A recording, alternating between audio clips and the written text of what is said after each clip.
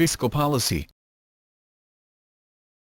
In economics and political science, fiscal policy is the use of government revenue collection and expenditure to influence the economy, or else it involves the government changing the levels of taxation and government spending in order to influence aggregate demand and the level of economic activity.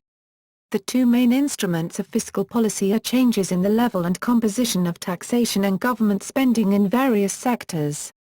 These changes can affect the following macroeconomic variables in an economy: aggregate demand and the level of economic activity, the distribution of income, the pattern of resource allocation within the government sector and relative to the private sector. Fiscal policy refers to the use of the government budget to influence economic activity. Stances of fiscal policy. The three main stances of fiscal policy are: neutral fiscal policy is usually undertaken when an economy is in equilibrium. Government spending is fully funded by tax revenue and overall the budget outcome has a neutral effect on the level of economic activity. Expansionary fiscal policy involves government spending exceeding tax revenue, and is usually undertaken during recessions. Contractionary fiscal policy occurs when government spending is lower than tax revenue, and is usually undertaken to pay down government debt. However, these definitions can be misleading because, even with no changes in spending or tax laws at all, cyclic fluctuations of the economy cause cyclic fluctuations of tax revenues and of some types of government spending, altering the deficit situation. These are not considered to be policy changes. Therefore, for purposes of the above definitions, government spending and tax revenue are normally replaced by cyclically adjusted government spending and cyclically adjusted tax revenue. Thus, for example, a government budget that is balanced over the course of a business cycle is considered to represent a neutral fiscal policy stance. Methods of funding. Governments spend money on a wide variety of things, from the military and police to services like education and healthcare, as well as transfer payments such as welfare benefits. This expenditure can be funded in a number of different ways.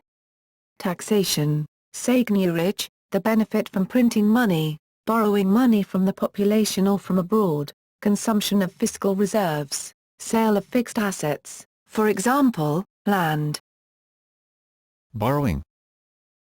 A fiscal deficit is often funded by issuing bonds, like treasury bills or consols and gilt-edged securities. These pay interest either for a fixed period or indefinitely.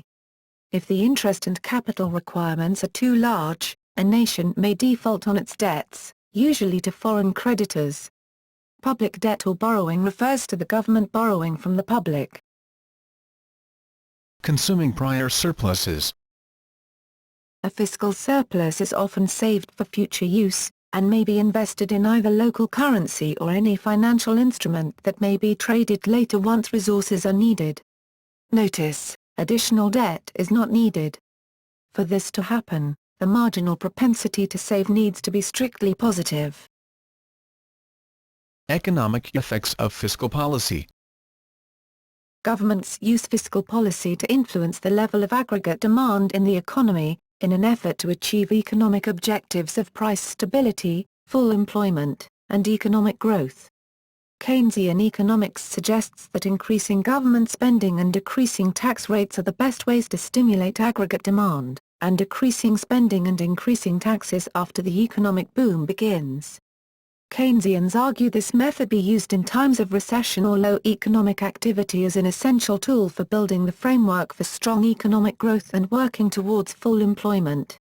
In theory, the resulting deficits would be paid for by an expanded economy during the boom that would follow.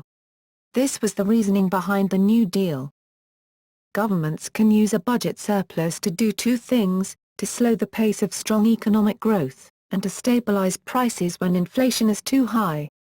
Keynesian theory posits that removing spending from the economy will reduce levels of aggregate demand and contract the economy, thus stabilizing prices. But economists still debate the effectiveness of fiscal stimulus. The argument mostly centers on crowding out, whether government borrowing leads to higher interest rates that may offset the stimulative impact of spending. When the government runs a budget deficit, Funds will need to come from public borrowing, the issue of government bonds, overseas borrowing, or monetizing the debt. When governments fund a deficit with the issuing of government bonds, interest rates can increase across the market, because government borrowing creates higher demand for credit in the financial markets. This causes a lower aggregate demand for goods and services, contrary to the objective of a fiscal stimulus.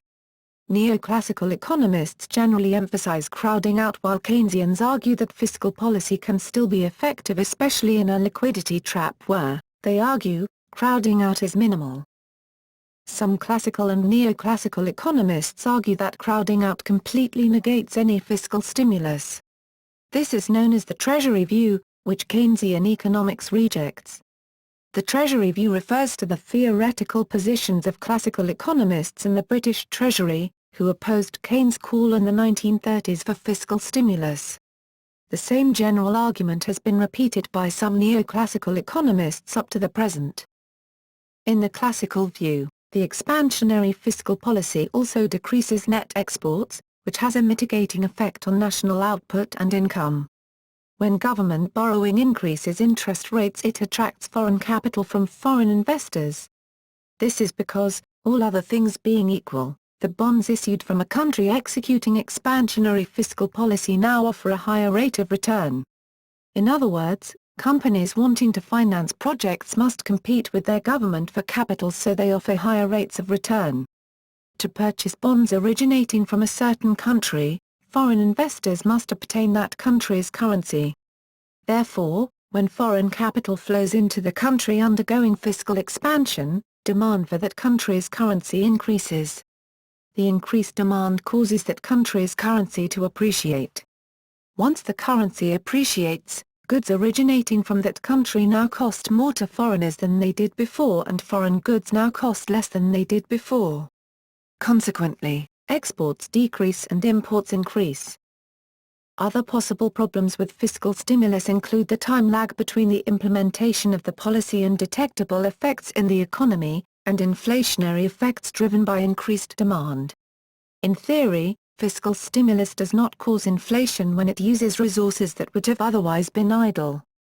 For instance, if a fiscal stimulus employs a worker who otherwise would have been unemployed, there is no inflationary effect. However, if the stimulus employs a worker who otherwise would have had a job, the stimulus is increasing labor demand while labor supply remains fixed, leading to wage inflation and therefore price inflation. Fiscal straitjacket.